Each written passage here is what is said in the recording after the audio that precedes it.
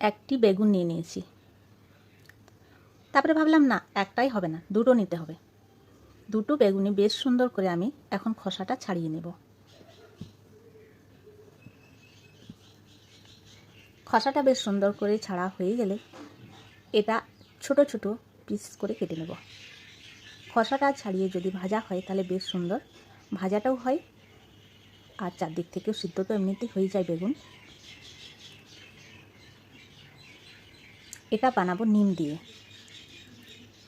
চৈত্র মাসে কচি কচি নিম পাতা বেশ ভালো লাগে খেতে, তো এই জন্য আজকে নিম বেগুন বানাবো।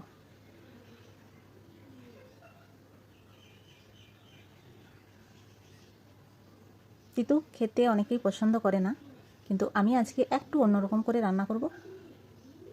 অতটা তেতো লাগবে না।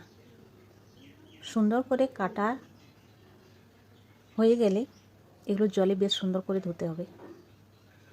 বেগুন কাটার পর যদি শুকনো রাখা হয় তাহলে কিন্তু একটা কালো দাগ পড়ে যায়। এই জন্য কাটার পরই একে জলে ধুয়ে দিতে হবে। 2-4 বার করে বেগুনটা ধুয়ে নেব।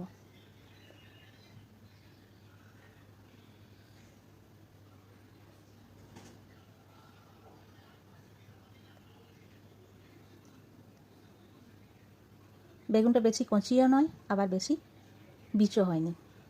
এখানে দেখো নিম পাতা নিয়ে নিয়েছি। নিম পাতাগুলো বেশ কচি আছে।